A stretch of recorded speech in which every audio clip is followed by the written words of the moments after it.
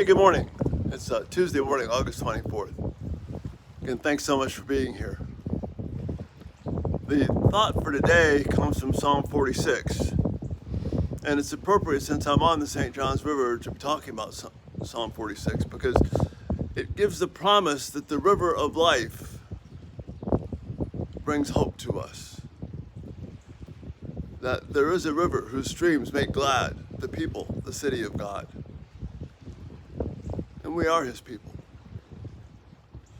Psalm 46 is something that talks about the kingship of God, the royal presence of God, but it does it in a close, and intimate, and personal way. Because the psalm opens that God is our refuge. It's a little bit windy. You may hear some of that on the mic picking it up, but it's worth hearing this wind. The Spirit of God which blows, which Jesus says is like the wind, and associated with this river of God, this water of God, which is also associated with the Spirit of God and his life-living truth. So I'm really cool with you hearing the wind this morning. God is our refuge and our strength. Again, a nice verse by itself, a nice thought by itself, but then the words that follow say that even though tumultuous things happen, even if the earth should fall into the sea, the mountains crash and tumble. In other words, even if your world is falling apart, there is a river whose streams make glad the city of God, the people of God. More specifically, the heart of the people of God. Because of sin, the ugliness of sin, which you and I have all participated in, there's no one who lives, who has ever lived, or ever will live apart from Christ, who has not in some way contributed to this mess of sin. But the beauty of Christ and his redemption is that there is a river whose streams make glad the city of God. There's healing to these rivers. Rivers in the Middle Eastern culture, when the Bible was written, were the source of life itself. In their mind, you talk about a river, and they knew that the waters of the river meant life. Even when there was floods, that meant that there was water for crops. If you live in America, we live in a land of abundant rivers, so we lose the beauty and specialness of what it means that God is the river of life.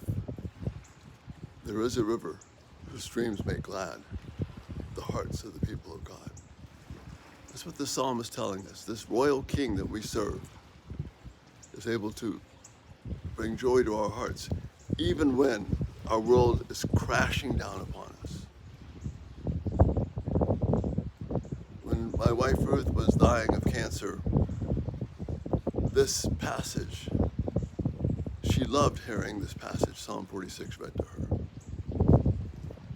Because she knew that meant that God was not absent, but being a refuge and an encouragement to her. That the streams, the living waters of his word fed her soul and encouraged her.